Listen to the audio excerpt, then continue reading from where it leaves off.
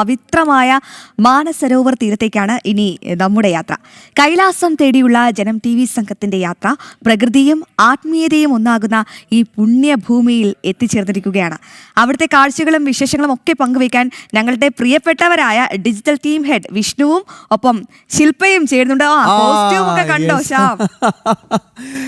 വിഷ്ണുവിടെ ശില്പ അക്ഷരാർത്ഥത്തിൽ ഒരു പുണ്യമാണ്, നിയോഗമാണ്.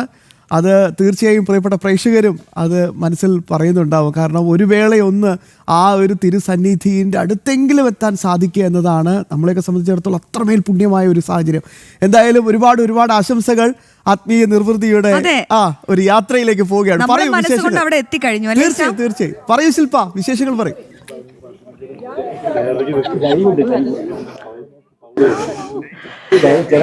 തീർച്ചയായിട്ടും ശ്യാം, അശ്വതി, നമുക്കറിയാം ജീവിതത്തിലെ ഏറ്റവും വലിയ ഭാഗ്യം നിറഞ്ഞ ഒരു മുഹൂർത്തത്തിന് സാക്ഷിയായിക്കൊണ്ടാണ് ഇപ്പോൾ നിൽക്കുന്നത്. നിങ്ങൾക്ക് എനിക്ക് പിറകിൽ കാണാവോ എന്ന് എനിക്കറിയില്ല. അതാണ് കൈലാസം. ആ കൈലാസത്തേക്കാണ് നമ്മുടെ യാത്ര. കൈലാസം തേടിക്കൊണ്ടാണ് യാത്ര. ഇപ്പോൾ നമ്മൾ നിൽക്കുന്നത് മാനസ സരസിന്റെ മുന്നിലാണ്. ആ തടാകമാണ് എനിക്ക് ഇടതുവശത്ത് നിങ്ങൾക്ക് കാണാൻ സാധിക്കുന്നത്. എനിക്ക് തോന്നുന്നു ഒരുപാട് പേരുടെ സ്വപ്നയാത്ര അത് ഞങ്ങളിലൂടെ സാഫല്യമാവട്ടെ എന്നുള്ള വലിയൊരു സ്നേഹത്തോടും പ്രതീക്ഷ കൊണ്ടുമാണ് കൈലാസ യാത്ര ജനം TV-യിലൂടെ പ്രേക്ഷകരിലേക്ക് എത്തിക്കാൻ നമ്മൾ തീരുമാനിച്ചത്. വലിയൊരു ആത്മീയ അനുഭൂതിയോട് കൂടിയിട്ടാണ് ഈ മണ്ണിൽ നിന്ന് ഇപ്പോൾ ജനം TV-ക്ക് വേണ്ടി റിപ്പോർട്ട് ചെയ്യുന്നത്. നമുക്കറിയാം കൈലാസനാഥന്റെ മണ്ണിലേക്ക് എത്തിപ്പെടുക എന്ന് പറയുന്നത് പൂർവ്വജന്മ ഭാഗ്യമാണ്. അതിനൊപ്പം തന്നെ വലിയൊരു സ്വപ്ന സാഫല്യം കൂടിയാണ്. ഒരു 15,000 അടി ഉയരത്തിലാണ് ഇപ്പോൾ നിൽക്കുന്നത്. 0 ഡിഗ്രി സെൽഷ്യസ് ആണ് ഇവിടുത്തെ കാലാവസ്ഥ. അപ്പോൾ അതിൻ്റെതായ ബുദ്ധിമുട്ടുകൾ എല്ലാവർക്കും ഉണ്ട്. സംസാരിക്കുന്നതിൽ ബുദ്ധിമുട്ടുകളുണ്ട്. ഈ ഡ്രസ്സൊക്കെ കാണുമ്പോൾ തന്നെ അത് മനസ്സിലായിട്ടുണ്ടാകുമെന്ന് പ്രതീക്ഷിക്കുന്നു. അപ്പോൾ നമുക്കൊപ്പം ഞങ്ങൾ ഒറ്റയ്ക്കല്ല, ഇത്രയും വലിയൊരു ടീം കൂടി ഞങ്ങൾക്കൊപ്പം സഞ്ചരിക്കുന്നുണ്ട്. ഈ ടീമിനെ ലീഡ് ചെയ്യുന്നത് CP മധുസൂദനൻ മേനോനാണ്. തീർത്ഥയാത്ര ഏജൻസിയുടെ കൂടിയാണ് നമ്മൾ ഈ യാത്ര നടത്തുന്നത്. അപ്പോൾ മധുചേട്ടാ, എനിക്ക് കൊണ്ട് വലിയൊരു സ്വപ്നത്തിന്റെ സാക്ഷ്യത്തിലാണ് ഞാനടക്കമുള്ള ഇത്രയും പേര് ഇവിടെ നിൽക്കുന്നത്. എന്താണ് ഈ മാനസ സരസിന്റെ വീതിയിൽ നിൽക്കുമ്പോൾ പറയാൻ തോന്നുന്നത്? അതെ, തീർച്ചയായും ഇന്നലെ നമ്മൾക്ക് സാധാരണയിൽ വൈകിയാണ് നമ്മൾ മാനസരോവറിൽ എത്തിയത്. അപ്പോൾ സാധാരണ ഒരു 4 മണിക്ക് മാനസരോവറിൽ എത്തുന്ന സമയത്ത് നമുക്ക് കൈലാസത്തിന്റെ ദർശനം കിട്ടാറുണ്ട്. അപ്പോൾ ഇന്നലെ നമുക്ക് സാധിച്ചില്ല. എത്തവണ സാഗതാവ ഫെസ്റ്റിവൽ കാരണം പലയിടത്തും ചെക്കിംഗ് കൂടുതലാണ്. അതുകൊണ്ട് വളരെ വൈകിയാണ് നമ്മളിവിടെ എത്തിയത്. കൈലാസ ദർശനം സാധ്യമായില്ല. രാത്രി ഇരുട്ടിയതിന് ശേഷമാണ് നമ്മൾ താമസ സ്ഥലത്ത് എത്തിയത്. പക്ഷെ രാവിലെ സൂര്യൻ ഉദിച്ചപ്പോൾ നമ്മൾ കണി കണ്ടുകൊണ്ടിരുന്നത് കൈലാസമാണ്. അപ്പോൾ അതിനുശേഷം നമ്മളിപ്പോൾ വീണ്ടും മാനസരോവർ പകൽ വെളിച്ചത്തിൽ നിന്ന് കാണാൻ വേണ്ടി വന്നിരിക്കുകയാണ്. ഏറെ സന്തോഷകരമാണ്. കാരണം വന്നിരിക്കുന്ന എല്ലാ യാത്രക്കാരും കൈലാസത്തിന്റെ ഒരു ദർശനം അവർക്ക് നഗ്ന നേത്രം കൊണ്ട് സാധിച്ചു എന്നുള്ളതിൽ തന്നെ വളരെ സന്തോഷമുണ്ട്. അതിന് പുറമെ നല്ല കാലാവസ്ഥയാണെന്നാണ് നമുക്ക് കിട്ടുന്ന റിപ്പോർട്ട്. പക്ഷേ രാവിലെ ഇപ്പോൾ എനിക്കോട്ട് ഇവിടെ 10 മണിയാണ് സമയം. പക്ഷേ ഇവിടുത്തെ ടെമ്പറേച്ചർ എന്ന് പറയുന്നത് 0 ഡിഗ്രി ആണ്. അത്രത്തോളം കനത്ത ഒരു ടെമ്പറേച്ചർ ആണ്. രാത്രി ഇന്നലെ -10 വരെ ടെമ്പറേച്ചർ പോയിട്ടുണ്ടായിരുന്നു. അപ്പോൾ ആ നിലയ്ക്ക് ഇവിടുത്തെ കാലാവസ്ഥ അനുസരിച്ചിട്ട് ഇപ്പോഴത്തെ 0 ഡിഗ്രി നല്ല കാലാവസ്ഥയാണ്. മാത്രമല്ല മഞ്ഞ് പെയ്യുന്നില്ല മുകളിൽ. അത് വലിയ ശുഭപ്രതീക്ഷ തരുന്നുണ്ട്. സാഗയിലെ നമ്മുടെ അക്ലമറ്റൈസേഷൻ ഡേ കഴിഞ്ഞിട്ട് നമ്മുടെ എല്ലാ യാത്രക്കാരും പൂർണ്ണ ആരോഗ്യത്തോടുകൂടി തന്നെയാണ്. അപ്പോൾ എല്ലാവർക്കും ദർശനം പരിക്രമം സാധ്യമാവുന്നുള്ള പ്രതീക്ഷയിലാണ് നമ്മൾ പോകുന്നത്. ഇനിയെല്ലാം ഭഗവാന്റെ കയ്യിലാണ്. ഇപ്പൊ നമുക്കറിയാം മാനസരോവർ എന്ന് പറയുമ്പോൾ തന്നെ ബ്രഹ്മാവിന്റെ മനസ്സിൽ നിന്ന് വിരിഞ്ഞ തടാകം എന്നാണ് അർത്ഥം. അങ്ങനെ ഒരുപാട് ഐതിഹ്യങ്ങളും ചരിത്രവും എല്ലാം ഉണ്ട് മാനസരോവറിന്. അതുകൂടി പ്രേക്ഷകർക്ക് വേണ്ടി പങ്കുവയ്ക്കാമോ? തീർച്ചയായും. ബ്രഹ്മാവിന്റെ മനസ്സിൽ നിന്ന് നമ്മൾ പലപ്പോഴും മാനസരോവറിന്റെ സൃഷ്ടിയെ പറ്റി പറയുമ്പോൾ ബ്രഹ്മാവിന്റെ മനസ്സിൽ നിന്ന് വന്ന തടാകം എന്നല്ലാതെ അത് സൃഷ്ടിക്കപ്പെട്ട ഒരു സന്ദർഭത്തെ പറ്റി നമ്മൾ സ്കന്ദപുരാണത്തിൽ പോലും കേൾക്കാറില്ല. അപ്പോൾ ഇതിലെങ്ങാണെന്നല്ലേ അത്രയും മനോഹരമായൊരു തടാകമാണ്. നമ്മുടെ സെലസ്റ്റിയൽ ബോഡീസ്, സ്വർഗവാസികളായിട്ടുള്ള അപ്സരസുകൾ, ഗന്ധർവന്മാര്, കിന്നരന്മാര്, യക്ഷന്മാര്, അങ്ങനെ ദേവന്മാർ ഉൾപ്പെടെയുള്ളവരെല്ലാം വിശിഷ്ട അവസരങ്ങളിലും പൊതുവിലും കൃത്യമായ ദിവസങ്ങളിൽ വന്ന് ബ്രാഹ്മ മുഹൂർത്തത്തിൽ നീരാടുന്ന മാനസരോവറാണ് നമ്മുടെ മുമ്പിൽ കാണുന്നത്. നമ്മളൊരു പക്ഷേ സ്വപ്നം കണ്ടിരുന്ന ഒരു തടാകത്തിന് മുമ്പിലാണ് നമ്മൾ നിൽക്കുന്നത്. എത്ര മനോഹരമാണ് ആ മാനസരോവർ തടാകം നോക്കൂ. എത്ര ലൈവാണ് മാനസരോവർ തടാകം നോക്കൂ. എത്രയേറെ പക്ഷികളാണ്, എത്രയേറെ ജീവികളാണ് തടാകത്തിൽ കിടന്ന് കളിക്കുന്നത് നോക്കൂ. ഇതിന്റെ പരിസരത്ത് നമുക്ക് നിൽക്കുന്ന 10 മിനിറ്റ് പോലും നമുക്ക് അത്രയേറെ ആനന്ദദായകമാണ്. അപ്പൊ മാനസരോവർ എന്ന് പറഞ്ഞാൽ ബ്രഹ്മാവിന്റെ സൃഷ്ടികളിൽ ഏറ്റവും പഴക്കമുള്ളത്. എല്ലാ പുരാണങ്ങളിലും മാനസരോവർ ഉണ്ട് എന്നുള്ള രീതിയിൽ പരാമർശമില്ലാതെ അതിന്റെ സൃഷ്ടിയെ പറ്റി പറയുന്നില്ല.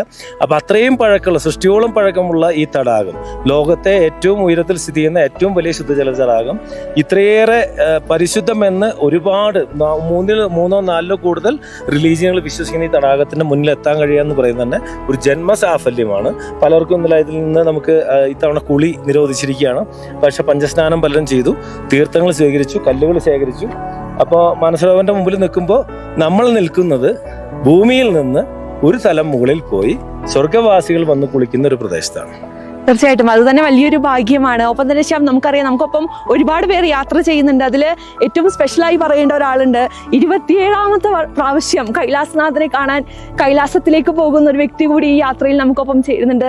നമ്മളെയൊക്കെ സംബന്ധിച്ച് വലിയൊരു പുണ്യമാണ് അദ്ദേഹത്തോടൊപ്പം യാത്ര ചെയ്യാൻ സാധിക്കുക എന്ന് പറയുന്നത്.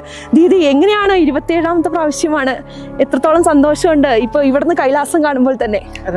അതെ, കൈലാസം കാണുമ്പോൾ കരച്ചിലവരുന്ന് എത്ര തവണ വന്നാലും നമ്മൾക്ക് ഒരു ആദ്യം വരുന്ന പോലെ തോന്നും ഇവിടെ വരുമ്പോൾ. ഇനിയിപ്പോൾ ഇത്ര തവണ എന്ത് കഷ്ടം വന്നാലും അടുത്ത തവണ പിന്നെയും പുറപ്പെടും ജനുവരിയിൽ. കൈലാസത്തിൻ്റെ ഒരു ജാദു പോലെ എന്ന് പറയാം നമുക്ക്. തീർച്ചയായിട്ടും അതുപോലെ തന്നെ എത്ര പ്രാവശ്യം വന്നാലും ഈ കൈലാസത്തെ ആദ്യമായി കാണുമ്പോൾ ഉണ്ടാകുന്ന ഒരു അനുഭൂതി, അത് നമുക്ക് പറയുന്നതിലും എത്രയോ വലുതാണ്. ഒരുപാട് പേര്, എനിക്ക് തോന്നുന്നു കേരളത്തിന്റെ വിവിധ ഭാഗങ്ങളിൽ നിന്ന് വന്നവരുണ്ട്, ഇന്ത്യക്ക് പുറത്തു നിന്ന് വന്നവരുണ്ട്, ഇന്ത്യയുടെ പല ഭാഗങ്ങളിൽ നിന്ന് വന്നവരുണ്ട്. ഇവരൊക്കെ ഇവിടെ കൈലാസനാഥനെ കാണാൻ വേണ്ടിയിട്ടുള്ള കാത്തിരിപ്പാണ്. ഇനി മറ്റൊരു സവിശേഷതയുള്ള വ്യക്തിയാണ്, 72ാമത്തെ വയസ്സിൽ കൈലാസനാഥനെ കാണാൻ വന്നിരിക്കുകയാണ് നിർമ്മല ചേച്ചി. ചേച്ചി, എത്രത്തോളം സന്തോഷമുണ്ട്? വളരെ സന്തോഷം. ശ്യാം, നമുക്കറിയാം 69 വയസ്സ് വരെയാണ് കൈലാസത്തേക്ക് എത്താനുള്ള പ്രായം. പക്ഷേ 72ാമത്തെ വയസ്സിലും ചേച്ചീനെ കൈലാസനാഥൻ വിളിച്ചിരിക്കുകയാണ്. അതിന്റെ സന്തോഷത്തിലാണ് ചേച്ചി എന്നുള്ളതാണ്. എന്തൊക്കെയുണ്ട് ഇത്? ഇവര് തമിഴ്നാട്ടിൽ നിന്ന് വന്നിട്ടുള്ള ഒരു കപ്പിൾസ് ആണ്. How do you feel when you see Kailas from here? I think our life ambition has achieved. തീർച്ചയായിട്ടും Lifetime moment for us. തീർച്ചയായിട്ടും അങ്ങനെ ഒരുവിധം എല്ലാവരും ഉണ്ട്. എല്ലാവരുടെ ബൈറ്റുകൾ നമ്മൾ കൃത്യമായി ജനം ടിവിയിലൂടെ പ്രേക്ഷകരിലേക്ക് എത്തിക്കുന്നതായിരിക്കും. നമ്മുടെ ഈ യാത്ര മുഴുവൻ കൃത്യമായി ഓരോ എപ്പിസോഡുകളായി തന്നെ ഈ യാത്രയ്ക്ക് ശേഷം എത്തിക്കുന്നതായിരിക്കും. ശ്യാം, ഭയങ്കരമായി കിതയ്ക്കുന്നുണ്ട്. അതെ, വലിയ സന്തോഷത്തിലും ആണ് ശില്പ എന്ന് പറയുന്നത്. നമുക്ക് അഭിമാനം തോന്നുന്നു അല്ലേ? എന്തായാലും ശില്പയ്ക്കും വിഷ്ണുവിനും പൂർവ്വജന്മ ഭാഗ്യം തീർച്ചയായും. ഒറ്റ കാര്യം കൂടി ശില്പ, ഒരു കാര്യം കൂടി. അയ്യോ ശില്പ പോവല്ലേ, ഒരു കാര്യം കൂടി. ഇത്രയും ഇവിടെ എത്തി നിൽക്കുന്ന ഒരു യാത്രയുണ്ടല്ലോ, അപ്പൊ അതിന്റെ ഒരു അനുഭവം കൂടി ശില്പയും വിഷ്ണുവും കൂടി വളരെ വേഗം.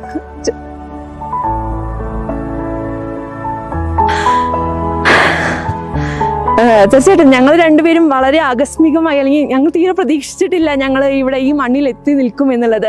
എനിക്ക് തോന്നുന്നു അതിന് ഒരുപാട് പേരോട് നന്ദി പറയാനുണ്ട്. ജനം ടിവിയോട് നന്ദി പറയാനുണ്ട്, തീർത്ഥയാത്രയോട് നന്ദി പറയാനുണ്ട്, അല്ലെങ്കിൽ നമ്മുടെ കാരണവന്മാരോട് എല്ലാവരോടും നന്ദി പറയേണ്ടതുണ്ട്. എനിക്ക് തോന്നുന്നു കിതയ്ക്കുന്നത് ഇവിടുത്തെ ടെമ്പറേച്ചറിന്റെ പ്രശ്നമാണ്. പിന്നെ എനിക്ക് തോന്നുന്നു അനുഭവം എന്ന് പറയുന്നത് നമ്മൾ ആരും ഒട്ടും സുപരിചിതമല്ലാത്തൊരു ക്ലൈമറ്റിലേക്ക്, അത്രയും വലിയൊരു ഉയരത്തിലേക്കാണ് എത്തിപ്പെട്ടത്. അതുകൊണ്ട് തന്നെ അതിൻ്റെതായ ചെറിയ ബുദ്ധിമുട്ടുകളേ ഉള്ളൂ. പക്ഷെ അതെല്ലാം മഹാദേവൻ മാറ്റിത്തരുന്നുണ്ട് എന്നുള്ളതാണ്. പിന്നെ വിഷ്ണു ആണ് എനിക്ക് തോന്നുന്നു എന്നേക്കാൾ കൂടുതൽ ഇവിടെ പണിയെടുക്കുന്നത് വിഷ്ണുവാണ്. കാരണം എനിക്ക് ലൈവ് വരുമ്പോഴും ചെറിയ P2Cകളുമാണ് ഞാൻ എടുക്കുന്നത്. പക്ഷെ വിഷ്ണു ഉറക്കം പോലും ഇല്ലാതെ എല്ലാ വിഷ്വലുകളും ആളുകളിലേക്ക് എത്തിക്കാൻ വേണ്ടി അഹോരാത്രം പരിശ്രമിക്കുന്നുണ്ട് എന്നുള്ളത്. ഒരുപാട് കിതയ്ക്കുന്നുണ്ട്. ശില്പ, ഭാഗ്യം സിദ്ധിച്ച പെൺകുട്ടിയാണ് താങ്കൾ. എനിക്ക് അഭിമാനം തോന്നുന്നു. എന്തായാലും കൈലാസത്തിൽ എത്തി നിൽക്കുമ്പോൾ ശില്പയുടെ എല്ലാ ആഗ്രഹങ്ങളും ഇതുപോലെ സാധ്യമാകട്ടെ. ഒപ്പം വിഷ്ണുവിന്റെയും. എന്തായാലും പ്രിയപ്പെട്ട പ്രേക്ഷകരെ, തൽക്കാലം നമുക്ക് ഇവരോട് വിട പറയാം. വരും ദിവസങ്ങൾ തീർച്ചയായും. മാത്രമല്ല ഇത് നമുക്കൊരു പ്രിയപ്പെട്ട പ്രേക്ഷകരിലേക്ക് ജനം ടിവി ഇതൊരു എന്താ പറയാ, ഒരു യാത്ര, ഒരു ബ്ലോഗ് പോലെ തന്നെ കൈലാസത്തേക്ക് ഒരു നിമിഷമെങ്കിലും ആ ഒരു പുണ്യ സ്ഥലത്തേക്ക് എത്താൻ ആഗ്രഹിക്കുന്ന ഒരുപാട് പേരുണ്ട്. അപ്പം നമ്മുടെ പ്രിയപ്പെട്ട പ്രേക്ഷകരാണ്, അവരിലേക്ക് നമുക്ക് വേഗം എത്തിക്കാം. എല്ലാവർക്കും ഒരു പ്രചോദനമായിക്കൊള്ളട്ടെ. എന്തായാലും പൂർവ്വജന്മ ഭാഗ്യം സിദ്ധിച്ചവർക്കാണ് അവിടെ എത്താൻ കഴിയുക. ഒപ്പം 27 തവണയും 72 വയസ്സുള്ളവരും എത്തിയ ചരിത്രം കൂടി കൈലാസത്തിനുണ്ട്. അപ്പോൾ കൈലാസനാഥന്റെ അനുഗ്രഹത്താൽ അങ്ങനെ മനസ്സിൽ ആത്മാർത്ഥമായി ആഗ്രഹിക്കുന്നവർക്കെല്ലാം അവിടെ എത്താൻ കഴിയട്ടെ എന്ന് ഞങ്ങളും ആത്മാർത്ഥമായി ആശംസിക്കുകയാണ്.